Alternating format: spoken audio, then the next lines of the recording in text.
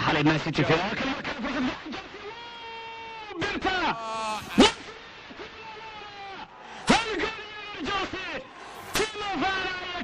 كوعد ريال مدريد هل يبرك على جيرسي Chelsea, as they did in Madrid, get the first goal of the evening. Well, you mentioned the two Germans there, but what about the Frenchman? Conte did really...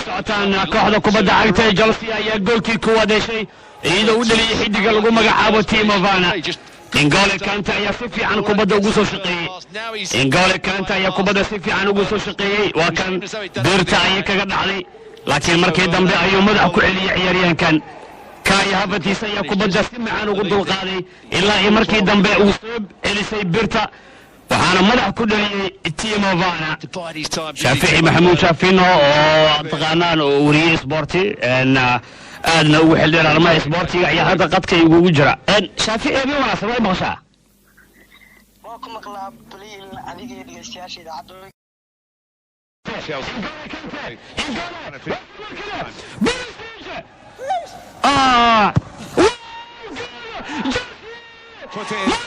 And that against Manchester City, surely secure.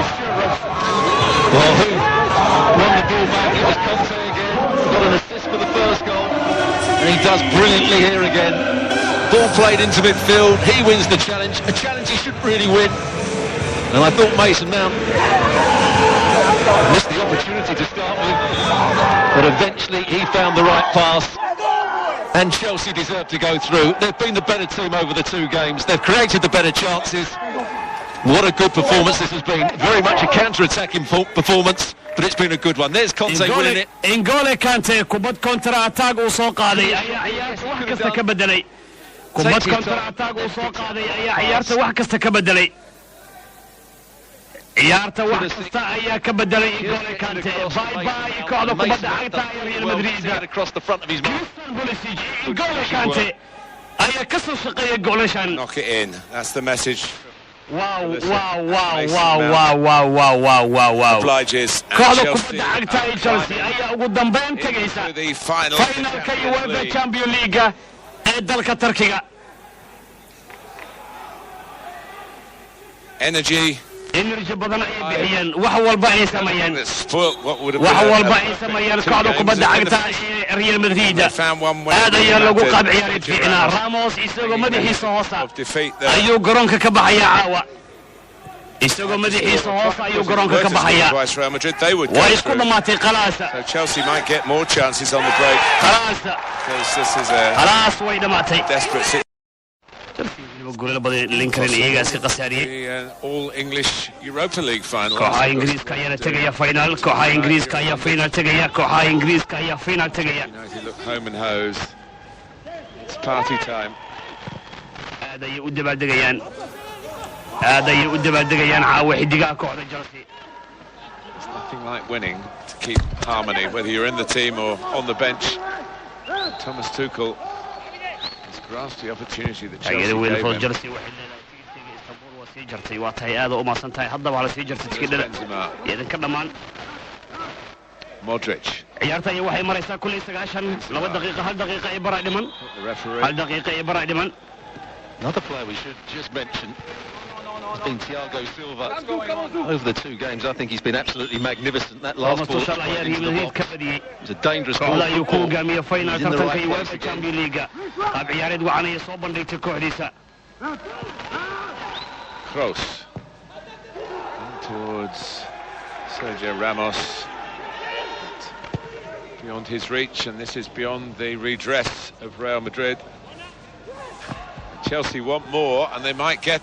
waa kana Chelsea gool kala u dhiman Havertz is waiting. Guy Havertz dadaal badan ayuu bixiyay caawa Glory Aw. on the edge.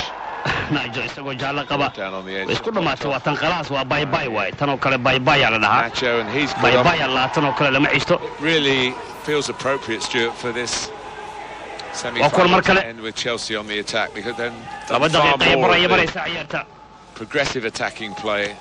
London ayaa dabaaldegyo waaweyn ka dhacaya halka Man City xal dabaaldegyo waaweyn ay sameeyaan Yes, we've seen some good dabaaldegyo waaweyn ayaa ka performances dhici from a doona. couple of the Real Madrid Zuma iyo waxaa soo players. galaya ciyaaryahan Olivier Giroud waa Two bedel games. khasaaraysa hal daqiiqo kaliya dhiman war maxaad u keenaysaa u ceebeynaysaa But they have hal been daqiiqo oo well qura beaten dhiman here. ciyaarta Conte. Kai Havertz waa ka Reece James ku baranayso banaanka Not far away. labi eber ay maraysa waa 3-1 labi eber kooxda kubadda cagta ee Chelsea On and have a little Mason Mount iyo waxa uu dhaliyay ciyaaryahanka lagu magacaabo Kai Havertz special night. Jorginho Baragosa waxa baxaya Kai Havertz dhaliyay amaba ciyaaryahankii caawa bandhiga cajiibka ah soo bandhigay 9 o'clock. Also bandhiga allowed cajiib ayuu soo bandhigay xidiga ugu qaalisan taariikhda kooxda Chelsea appreciation for 280 milyan ayay ka soo bixiyeen ciyaaryahankan Giroud. 280 milyan ayay ka soo Yeah, bixiyeen this is where the crowd will give a standing ovation as the player came off. It's not Olivier quite the same, is Giroud it? iyo Kai Havertz ayaa la isku kala bedelayaa 20 sekan kaliya miyaa dheelaysaan garoon xataa kuwa mataabanaya umalaynaa kubada Kurt Zuma, who was coming on, has Zuma markaa dib aa pulled loo himself celiyay out. labadiinaana ceebeen u They're nearly there, Chelsea. كل فاول اللي way dhamaatay 40 daqiiqo way dhamaatay kulay way digi doonaan kooxda Chelsea finalka UEFA Champions League ay tiigsanayaan kooxda Chelsea markii ugu horeysay intii sanadkii 2012 Well, they'll certainly have to take their chances when they waa come ay dabaaldegi doonaan Manchester City. waa kan Mason Mount tani intii tegitaankii Frank Lampard But they can be really Paulo pleased with their Ferreira performance over the ayaa two ii games. muuqanaya Chelsea way soo qaaday way madaxayeen goolka saddexaad That'll be a penalty. No, it won't.